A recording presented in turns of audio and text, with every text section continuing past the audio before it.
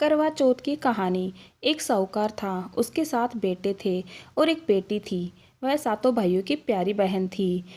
वह सब एक साथ बैठकर ही खाना खाते थे। एक दिन कार्तिक की चौथ आई तो उसकी बहन ने करवा चौथ का व्रत रखा। सारे भाई भोजन करने आए और अपनी बहन को बोले, आ बहन तू भी खाना खा ले। उसकी माँ बोली, आज यह खाना नहीं खाएगी, इसका करवा चौथ का व्रत है, जब चांद निकलेगा तभी खाना खाएगी। तो उसके भाइयों ने छल कपट से जंगल में आग जलाकर छलनी में से चांद दिखा दिया। तो वह अपनी भाभीियों से बोली, चलो चांद निकल आया है, अर्घ दे लो। तो उसकी भाभी बोली, ये तो तेरा चांद निकला है, हमारा तो रात को निकलेगा। यह सुनकर भाइयों के कहने से उसने चांद को अर्घ दे दिया और खाने बैठ गई।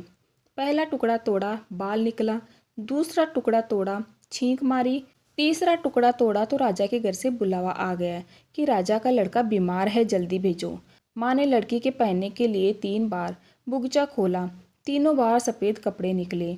अब उसको सफ़ेद कपड़े पहनाकर ही ससुराल भेज दिया। और माँ ने लड़की के पल्ले में एक सोने का टक्का बांध दिया और बोली, रास्ते में जो भी मिले पैर पड़ती जाइयो। जो तुझे सुहाग का आशीर्वाद दे उसे सोने का टक्का दे देना और पल्ले को गांठ लगा लेना। अब उसे रास्ते में जो भी कोई मिला सबके पैर पड़ी, पर किसी ने भी सुहाग का आशीर्वाद नहीं दिया। अब वह ससुराल में आई तो दरवाजे पर छोटी ननद खड़ी थी। वह उसके पैर पड़ी तो ननद बोली, सीली हो सपूती हो, 7 बेटों की माँ हो, मेरे भाई को सुख देख। अब उसने सोने का टक्का ननद को देकर पल्ले को गांठ मार ली। उसके बाद वह अंदर आई, आकर देखा कि उसका पति मरा पड़ा है। अब वह उसे लेकर एक कोठरी में पड़ी रही। 1 साल तक उसकी सेवा करी। उसके सास बांदी के हाथ बची कुची रोटी भेज देती थी। इस प्रकार उसे अपने पति की सेवा करते करते 1 साल हो गया। करवा चौथ का व्रत आया। सारी पड़ोसन ने नहा धोकर करवा चौथ का व्रत रखा। सबने सिर धोकर हाथों को मेहंदी लगाई, चूड़ियां पहनी। वह सब देखती रही। एक पड़ोसन बोली, तू भी करवा चौथ का व्रत कर ले। तो वह बोली, मैं कैसे करूं? तो वह बोली, चौथ माता की कृपा से सब ठीक हो जाएगा। उसके कहने से उसने भी व्रत रखा। थोड़ी देर के बाद करवे बेचने वाली आई। करवे लोरी करवे लो, भाइयों की प्यारी करवे लो, एक करवे वाले मेरे को करवे दे जा। वह कहने लगी, मेरी दूसरी बहन आएगी तो वो तेरे को करवे देगी। दूसरी आई, करवे लोरी करवे लो, भाइयों की प्यारी करवे लो, एक करवे वाली मेरे को भी करवा दे जा। तो वह बोली, मेरी तीसरी बहन आएगी तो तेरे को करवा देगी। इस प्रकार 5 बहनें आकर चली गई, पर किसी ने भी करवा नहीं दिया। फिर छठी बहन आई और बोली, मेरी 7वीं बहन आएगी, वह तुझे करवा देगी। बस तो सारे रास्ते में कांटे बिखेर कर रख देना। जब वह खूब चिल्लाती हुई आएगी तो उसके पैर में कांटा चुभ जाएगा।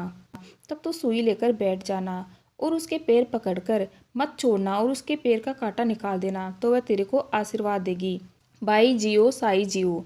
जब वह तुझे आशीर्वाद देगी तो तुम उससे करवे मांग लेना, तब वह तुझे करवा देकर जाएगी। फिर तू उजमन करना, जिससे तेरा पति अच्छा हो जाएगा। अब उसने वैसा ही किया। सारे रास्ते में कांटे बिछा दिए। जब वो करवे लेकर खूब चिल्लाती हुई आई तो उसके पैर में कांटा चुभ गया। उसने उसका पैर पकड़कर छोड़ा नहीं और उसका कांटा निकाल दिया। तो उसने आशीर्वाद दिया। तब उसने उसके पैर पकड़ लिए और बोली, जब तूने मुझे आशीर्वाद दिया है तो करवे भी देकर जाएगी। तो उसने बोला कि तूने तो मुझे ठग लिया। यह कहकर उसने उसे करवे दे दिए। अब करवे लेकर उसने उजमन की तैयारी की, व्रत रखा। राजा का लड़का ठीक हो गया और बोला, मैं बहुत सोया। वह बोली, सोए नहीं, 12 महीने हो गए हैं आपकी सेवा करते करते। चौथ माता ने सुहाग दिया है। उसका पति बोला, चौथ माता का उजमन अच्छी तरह से करना। अब उसने चौथ माता की कहानी सुनी और उजमन किया। अब वे दोनों चौपड़ खेलने लग गए। इतने में उसकी बांदी तेल के पल्ले और गुड़ की डली लेकर आ गई। दोनों को खेलते देखकर सासू से जाकर बोली, आपकी बहू चौपड़ पासा खेल रही है। इतना सुनकर सासू देखने को आई। दोनों को देखकर बहुत खुश हुई और बहू ने सासू के पैर दबाए और सासू बोली, बहू सच सच बता, तूने क्या किया? उसने सारा हाल अपनी सासू को बताया तो राजा ने सारे शहर में ढिंढोरा पिटवाया कि अपने पति की जीवन सुरक्षा के लिए सब बहनें करवा चौथ का व्रत रखें। हे चौथ माता, जैसा राजा के लड़के को जीवन दान दिया वैसा सब किसी को देना। कहते को, सुनते को, हुंकारा भरते को सभी को देना।